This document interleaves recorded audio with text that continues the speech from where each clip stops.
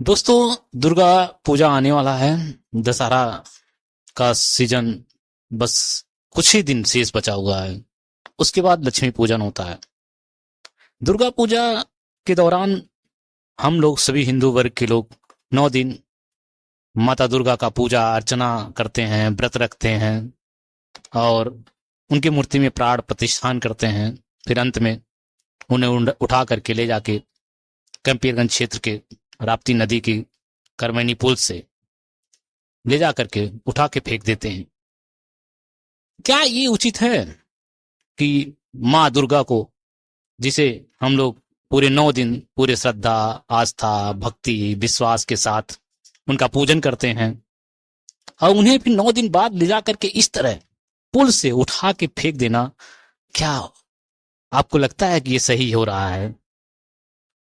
क्योंकि अगर हम लोगों के घर कोई बुजुर्ग या कोई व्यक्ति अगर मर भी जाता है, मृत्यु हो जाता है, तो क्या हम उसे ले जाके ऐसे फेंक देते हैं? नहीं करते हैं ना। उसे पूरे श्रद्धा विश्वास के साथ घाट पे ले जाते हैं, या तो दफनाते हैं या तो जलाते हैं, लेकिन पूरी भक्ति के साथ, पूरी श्रद्धा के साथ। उस समय एक गिल्टी फील नहीं होती है कि हम उनको ले जाके फेंक दिए। क्या आप लोगों को कभी गिल्टी फील हुआ कि हम जिन माता को मान करके, जिस मूर्ति को माता मान करके 9 दिन तक पूजा करते हैं, व्रत रखते हैं, आराधना करते हैं, सुख समृद्धि की कामना करते हैं, और उसी माता को ले जाके राप्ती नदी में फेंक देते हैं? क्या आपको लगता है ये सही हो रहा है? क्या ये परंपरा ठीक है? आखिर वहीं पे महाराष्ट्र में गणेश विसर्जन के दौरान भी ऐसा कहीं नहीं देखने को मिलता है कि मूर्ति ले जाके किसी पुल से फेंक दिया जाता है। बंगाल में भी इसी तरह से है कि कहीं भी पुल से कहीं माँ दुर्गा को ले जाकर के फेंका नहीं जाता है।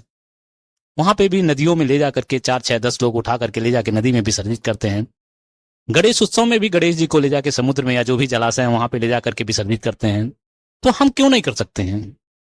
हम क्षेत्र में छोटी छोटी मूर्तियां स्थापित करें, उस मूर्तियों को, ताकि 4 लोग, 6 लोग, 8 लोग उठा करके ले जाके राप्ती नदी में पूरी श्रद्धा और भक्ति के साथ ले जाकर के उनके विसर्जन करें। तो दोस्तों, ये जो परंपरा है इसे समाप्त करने की जरूरत है। और ये कोई नई परंपरा की बात मैं नहीं कर रहा हूं, जो अन्य प्रदेशों में होते आ रहा है, और श्रद्धा और विश्वास बढ़ाने की बात हो रही है। सनातन धर्म को और मजबूत बनाने की बात हो रही है। जिस धर्म को से हम लोग श्रद्धा और विश्वास है जिस धर्म पे, उस धर्म को बेहतर तरीके से क्रियान्वित करने की बात हो रही है।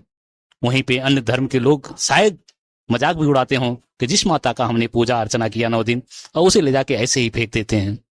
तो दोस्तों, एक विनम्र निवेदन है, आइए एक नई शुरुआत करते हैं।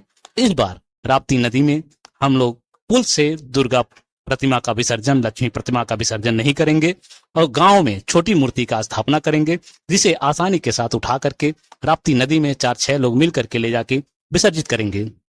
तो दोस्तों, ये कोई नई परंपरा नहीं है, ये पुरानी ही परंपरा है। उस जो सही परंपरा है, उस परंपरा का हम लोग निर्वहन करें, जैसे महाराष्ट्र और बंगाल में होता है। तो दोस्तों, अगर आपको लगता है कि ये परंपरा हम लोगों को निर्वहन करना चाहिए, तो आप इस वीडियो को अधिक से अधिक शेयर करें और लोगों को जागरूक करें कि जिस माता को हम लोग 9 दिन तक पूजते हैं श्रद्धा, आस्था, विश्वास के साथ, उस माता को किसी पुल से हम लोग फेंकेंगे नहीं। उन्हें जिस भी जलाशय में हमको विसर्जित करना होगा, उसे नीचे से ले जाकर के उठा करके श्रद्धा और भक्ति के साथ उस जल में छोड़ देंगे और विसर्जित कर देंगे। दोस्तों, जय हिंद।